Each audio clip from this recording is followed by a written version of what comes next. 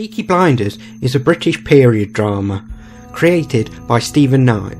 Set in Birmingham, England, it follows the exploits of a gang called the Peaky Blinders, set in the direct aftermath of the First World War.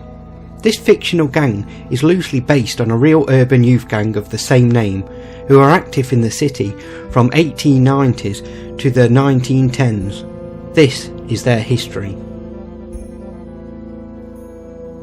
Financial hardship in Birmingham led to a violent youth subculture. Poor youths frequently robbed and picked the pockets of men walking on the streets of slum areas of the city. These efforts were executed through assaults, beatings, stabbings and manual strangulation. The origins of this subculture can be traced back to the 1850s, in a time where Birmingham streets were filled with gambling dens and youths playing rough sports. When the police started to crack down on these activities due to pressure from the higher classes, the youths fought back, banding together in what became known as slogging gangs. These gangs frequently fought the police and assaulted members of the public walking the streets. During the 1890s, youth street gangs consisted of men between the ages of 12 and 30. The late 1890s saw the organisation of these men into a soft hierarchy. The most violent of these youth street gangs organised themselves into a singular group known as the Peaky Blinders. They were likely founded in Small Heath, possibly by a man named Thomas Mucklow. As suggested by a newspaper article entitled "A Murderous Outrage at Small Heath, a Man's Skull Fractured," which was printed on the 24th of March 1890. This article is possibly the earliest evidence of the Peaky Blinders in print. After some of the gang members attacked a man in 1890, they sent a letter to various national newspapers declaring themselves as members of this specific group. Their first activities primarily revolved around occupying favourable land, notably the communities of Small Heath and Cheapside, Birmingham. Their expansion was noted by their first gang rival, the Cheapside Sloggers, who battled against them in an effort to control land. The Sloggers originated in the 1870s and were known for street fights in the Broadsley and Small Heath areas, extremely poor slums of Birmingham. The Peaky Blinders, after they established controlled territory in the late 19th century, began expanding their criminal enterprise. Their activities included protection rackets, fraud, land grabs, smuggling, hijacking, robbery and illegal bookmaking. Historian Heather Shaw of the University of Leeds claims that the Blinders were more focused on street fighting, robbery and racketeering as opposed to more organised crime. Unlike the series, which portrays the Peaky Blinders as crime bosses of the underworld, sometimes forced into the bad for the greater good, but the real gang was known for its violence, not only on innocent civilians but also on rival gangs and constables. Gang wars between rival gangs frequently erupted in Birmingham, which led to brawls and shootouts. The Peaky Blinders also deliberately attacked police officers in what became known as constable baiting. Constable George Snipe was killed by a gang in 1897, as was Charles Philip Gunter in 1901. Hundreds more were injured and some left the force because of the violence. Soon, the term Peaky Blinder became a common term for young street criminals in Birmingham. In 1899, an Irish police chief named Charles Horton Rafter was contracted to enforce local law in Birmingham. However, police corruption and bribery diminished the effectiveness of his enforcement for a time. In the TV series, the gang was led by Thomas Shelby, but in reality, the most powerful member of the Peaky Blinders was a man known as Kevin Mooney. His real name was Thomas Gilbert, but he routinely changed his last name to evade justice and for his own security. Other prominent members of the real gang were David Taylor, Ernest Haynes, Harry Fowles and Stephen McNichol. Harry Fowles was known as Babyface Harry, was arrested at 19 for stealing a bicycle in October 1904. McNichol and Haynes were also arrested at the same time for stealing a bicycle and home invasion respectively. Each was held for 1 month for their crimes.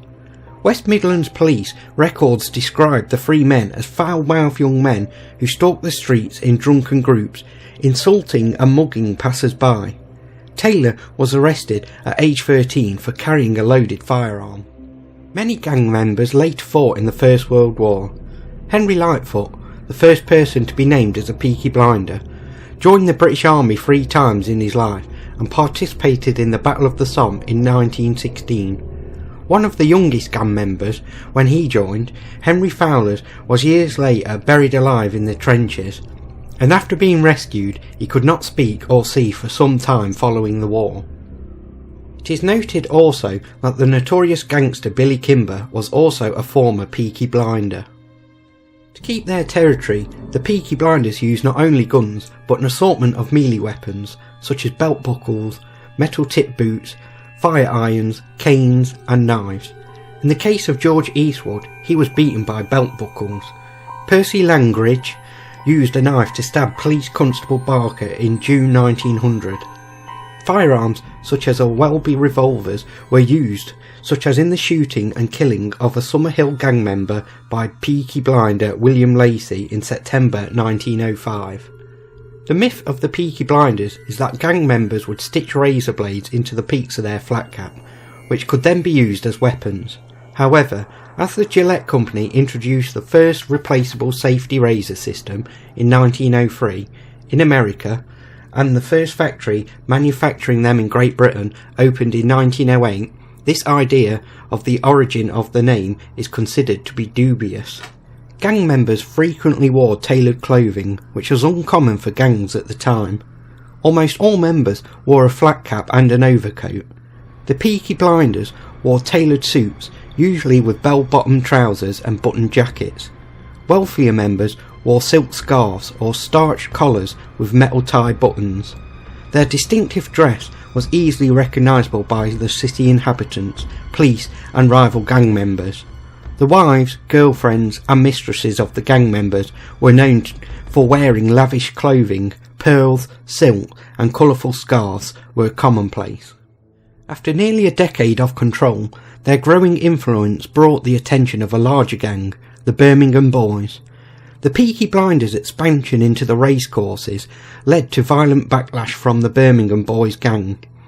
Peaky Blinder families physically distanced themselves from Birmingham's centre into the countryside.